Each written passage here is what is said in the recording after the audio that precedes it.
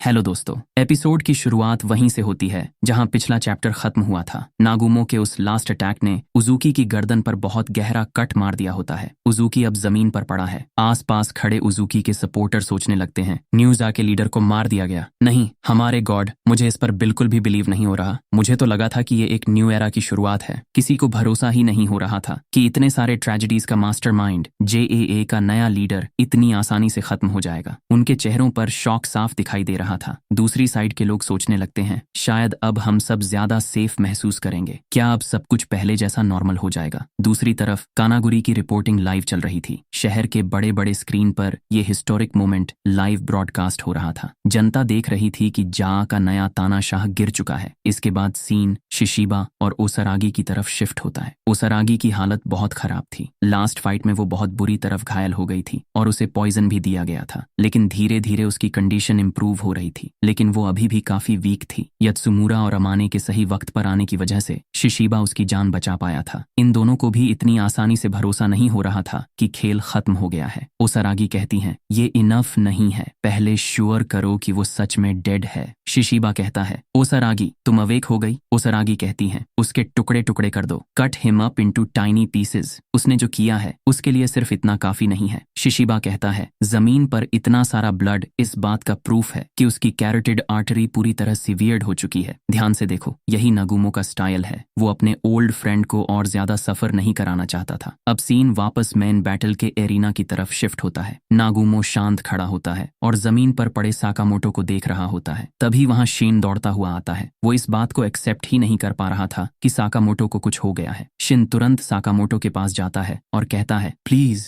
उठिए mister Sakamoto, सब कुछ ओवर हो चुका है। चलिए अब वापस स्टोर चलते हैं। हाना, मिसेस साकामोटो, लू, हिसुके और बाकी सब लोग आपका घर पर वेट कर रहे हैं। लेकिन तारो साकामोटो एकदम अनकॉन्शियस और हेल्पलेस पड़ा रहता है। शिन रोते हुए नागुमो की तरफ मुड़ता है और कहता है, नागुमो जल्दी से जा, रेस्क्यू टीम को कॉल करो, शायद वो अभी भी इन्हें सेव कर सकते हैं। अभी अभी नागुमो, मुझे मिस्टर साकामोटो के थॉट्स में मुझे कुछ महसूस हुआ था। नागुमो सीरियस होते हुए कहता है, शिन मैंने उनके वुंड्स चेक कर लिए हैं, आई एम सॉरी, लेकिन अब ये इम्पॉसिबल है। उनके इंटेस्टाइन्स पूरी तरह रप्चर्ड हो चुके हैं और स्टमक लेसरेटेड है। अगर ब्लीडिंग रोकने के लिए तुरंत लैप्रोटोमी भी कर दी जाए तब भी बहुत लेट हो चुका है। नागुमो की बात सुनते ही शिन पूरी तरह कंट्रोल खो देता है और नागुमो पर चिल्लाते हुए कहता है, तुम्हें क्या पता, अभी अभी मिस्टर साकामोटो के थॉट्स में। लेकिन नागुमो उसकी बात काटते हुए कहता है, आई एम सॉरी, ये मेरा ही फॉल्ट है। दूसरी तरफ हम बॉइल्ड को देखते हैं, जो स्क्रीन की तरफ देखते हुए कहता है, साकामोटो काश मैं भी यहाँ तुम्हारे साथ फाइट करने के लिए मौजूद होता। तभी किंडाका उन दोनों से कहता है, रुको, कुछ ऑफ लग रहा है। वो अटारी की प्रेडिक्शन के बारे में सोचता है, जहां उसने कहा था, चाहे मैं कितनी भी बार ट्राई कर लूं, आउटकम्स हमेशा रियली बैड ही निकलता है। किंडाका कहता है, उसने कहा था कि जब स्लर अपनी लिमिट तक पुश होगा तब उसके अंदर का इनर बीस्ट अवेकन हो जाएगा और उस बैटल में तारो साकामोटो मारा जाएगा। बॉइल्ड कहता है, तुम्हारे कहने का क्या मीनिंग है कि कुछ ऑफ है? ये तो बिल्कुल वैसा ही हो रहा है जैसा अटारी ने मुझे बताया था। असकुरा कहता है, तुम आखिर क्या कहना चाहते हो? किंडाका